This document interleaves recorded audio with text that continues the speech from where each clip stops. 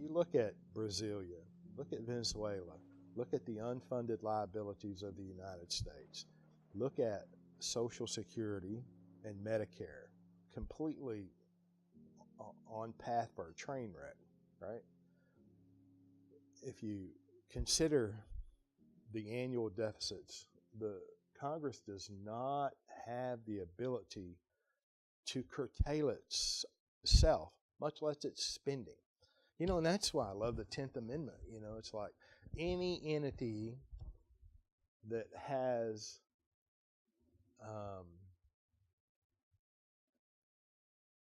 no authority to restrain itself, that does not have the ability to restrain itself.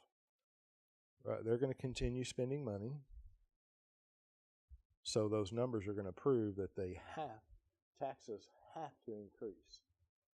But if we get into Franklin Delano Roosevelt, 1933, he gave our grandfathers 3 weeks to turn in their gold, exchange their bullion for Federal Reserve notes. 3 weeks. 3 weeks. I even had a colleague, he was young in South Texas, and his, I don't know if his father told him or he just has the memory that the town dentist, you know, used gold for fillings. He kept the gold in a safety deposit box. The bank actually confiscated the gold from his safety deposit box that he used for fillings in his dental practice. Why did they do that? Why did they confiscate the gold? Why did they confiscate the gold? Oh my goodness, 1933, they had to pay for something, right? They pulled it in at $20.46 an ounce, I guess, about. And then the price increased to like $35 an ounce less than 60 days later. Boom, somebody made a lot of money. Yeah. So somebody made a lot of money. Just because they wanted to make money? No, they had to pay for the New Deal, right? All those deals, the New Deal, they had to pay for that expanding socialism. That's what they did. Now look, that means that that's an established history of theft, right? And why is it theft? Because it was by force, under penalty, right? You faced jail time. I don't remember what the jail time was, but you'd face jail time if you didn't. Yes, that's force, right? Okay, so that's theft. Okay, now look, so there's a history of theft. Now look, you tell me, Mr. All-American, the largest block of equities in the world exist in the United States of America retirement system in qualified plans. That's the largest block of equities in the world. Now think about this. You've got 435 guys who can't balance a budget to save their life. They don't even want to. They don't even care to.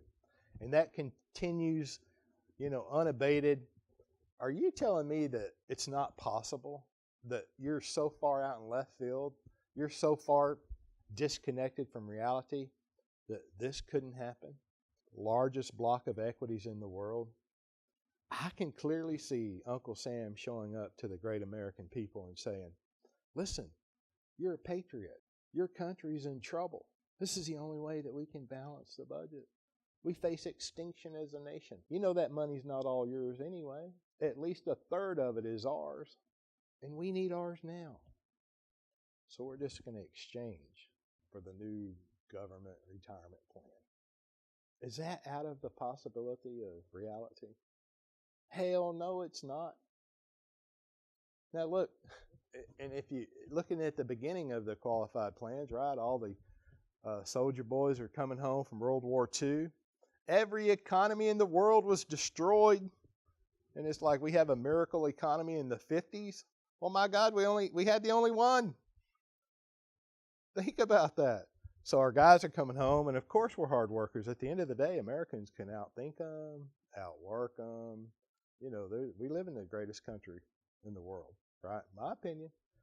All right, so all these guys are coming home and going to work. Now everybody's competing for a job. Now, well, look, everybody's competing for employees. All the employers are competing for employees. How do you give a man a raise without giving him a raise? You give him a pension plan. All right.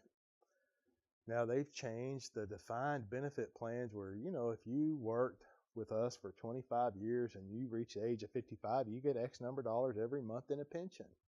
Defined benefit. You work for us this long and you're this age and you get a defined benefit. That has changed from the 80s forward to defined contributions. Now you can put up to $6,000, $6,500 a year into an IRA, $18,000 in a qualified plan. Now it's a defined contribution.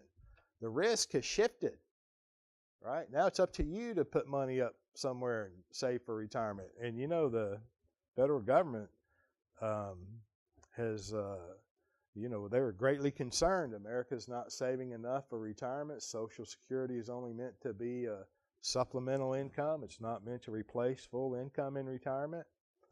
So they're not saving enough money. We need to give them a tax break today so they'll save money for retirement.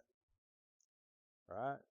So now here we're putting money into a plan that we're assuming all the risk of. We don't even know what the tax bracket's going to be. We're postponing even the tax calculation. Now, if they had our best interest at heart, wouldn't they have just lowered our taxes to begin with and allowed us to save money for ourselves? Of course they would. Now, I understand the other side of that. The big government bureaucrats. It's like, look, people aren't going to save enough. You got all these social programs that are going to be needed. That's just a little bit of socialism, right? Look what it grows into. I don't know, teach them how to be free and independent. How about that?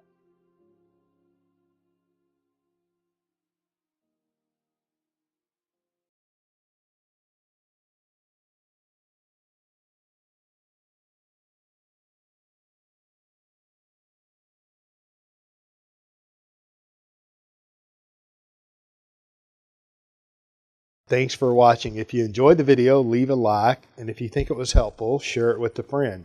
If you want to see more videos like this, then subscribe down below and click the bell icon so you can be notified when we release new videos. And we are releasing new content all the time. Don't miss it. Thanks for stopping by.